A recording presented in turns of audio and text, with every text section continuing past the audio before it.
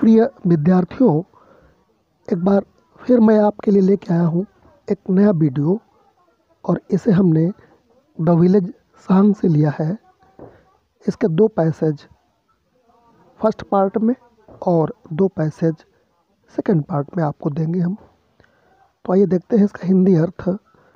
इस कविता को सरोजिनी नायडू ने लिखा है। तो देखते हैं क्या लिखा है। Honey child whither are you going. प्यारी बच्ची, ओह प्यारी बच्ची, तुम कहाँ जा रही हो। Would you cast your jewel all to the breeze blowing. क्या तुम अपनी बहुमूल्य धरोहर धन दौलत को इतनी लापरवाही के साथ हवा में बहने दोगी, अर्थात बर्बाद कर देना चाहती हो। कवित्री कहती हैं, ओ प्यारी बच्ची, विदर माने किधर, आर यू गोइंग माने तुम जा रही हो, वुड यू कास्ट माने होता है फेंक देना, योर ज्वेल्स माने अपनी बहुमूल्य धरोहर, आल माने पूरी की पूरी, टू द ब्रिज माने हवाओं में, और ब्लोइंग माने बहा देना। तो उनका कहने का मतलब ये है, क्या कहती हैं वो, ओ मेरी प्रिय संतान, तुम कहाँ जा रही हो और क्या तुम अपनी ये बहुमूल्य धरोहर धन दौलत को इतनी लापरवाही के साथ बर्बाद कर देना चाहती हो। Would you leave the mother who on golden grain has fed you. क्या तुम उस माँ को भी छोड़ दोगी। वुड यू लीव माने छोड़ देना, द मदर माने माँ को, who on golden grain has fed you, जिसने तुम्हें बहुमूल्य अनाज खिलाया है। गोल्डन माने यहाँ पे अर्थ लगाया गया है बहुमूल्य, जिसने तुम्हें बहुमूल्य भोजन खिला के पाला है। क्या तुम उस माँ को भी छोड़ देना चाहती हो। और आखिरी लाइन में लिखा है, would you grieve the lover. क्या तुम अपने उस प्रेमी को दुख देना चाहोगी। ग्रीव्स माने दुख देना, लवर माने होता है प्रेमी, who is riding forth to wed you, जो घोड़े पे सवार होकर के, राइडिंग माने घोड़े पे सवार होना, टू वेड यू माने तुम्हें ब्याहने के लिए आएगा, तुम्हारे साथ शादी करने के लिए आएगा। क्या तुम उसको भी दुखी करके जाना चाहती हो। तो ये रहा इसका हिंदी अर्थ। अब देखते हैं इसके नीचे जो प्रश्न परीक्षाओं में पूछे जाते हैं उनको भी हमने इस वीडियो में शामिल किया है। तो आइए देखते हैं क्या प्रश्न पूछे जाते हैं। तो फर्स्ट क्वेश्चन है, write the title of the poem from which the above stanza has been taken. तो इसका आंसर लिखना है आपको। The title of the poem is the village song. कविता का शीर्षक द विलेज सॉन्ग है, अर्थात ग्राम गीत। सेकंड संभावित क्वेश्चन हो सकता है, who is living the mother and why. माँ को कौन छोड़ रही है और क्यों।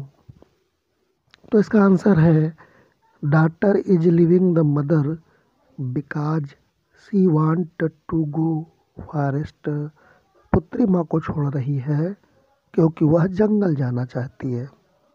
पैसेज के नीचे प्रायः 2 ही क्वेश्चन होते हैं, तो अगर दूसरा प्रश्न नहीं होगा तो उसकी जगह पे हो सकता है ये वाला प्रश्न हो, who fed the golden grain. गेहूं के दाने किसने खिलाए। तो आंसर लिखना है आपको, mother has fed you costly golden coloured wheat, माँ ने तुम्हें कीमती गेहूँ खिलाए।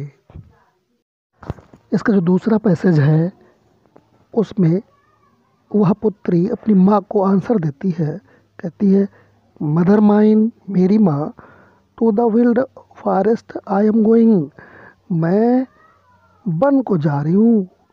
Where the champa buds the champa birds are blowing, जहाँ चंपा के वृक्षों की टहनियाँ हवा में झूलती हैं। और जो स्टैंजा की थर्ड पंक्ति है, to the koel haunted river isles where lotus lilies glisten, जहाँ कोयलें गीत गाती हैं और नदियों के टापू में कमल के फूल खिले हुए हैं और चमकते रहते हैं।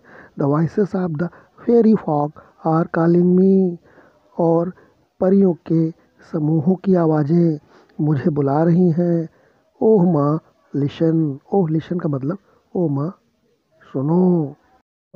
इस स्टेंजा में भी फर्स्ट क्वेश्चन तो वही होगा जो फर्स्ट में है, तो इसलिए सेकंड क्वेश्चन देखते हैं।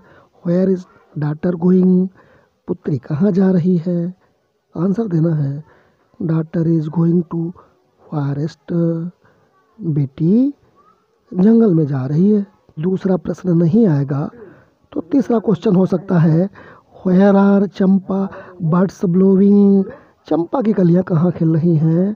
तो आंसर लिखना है champa birds are blowing in the forest, चंपा की कलियाँ, या आप कह सकते हो सम्मा की कलियाँ जंगल में खिल रही हैं।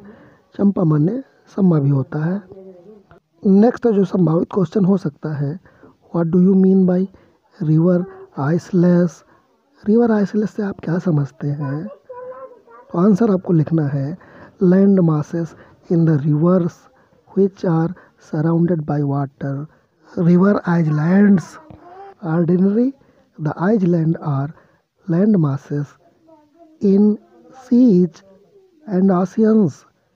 किसी नदी के बीच धरती का वह भाग जो चारों ओर पानी से घिरा हुआ हो। नदी का टापू, साधारण तौर पर टापू सागर महासागरों में पाए जाते हैं, तो उसी भाग को हम रिवर आइसलेस कहते हैं। तो इस तरह से इस प्रश्न का उत्तर आप लिख सकते हो। वीडियो अगर अच्छा लगा हो तो एक लाइक करिए, चैनल पर नए हो तो सब्सक्राइब कर लीजिए। वीडियो देखने के लिए बहुत बहुत धन्यवाद।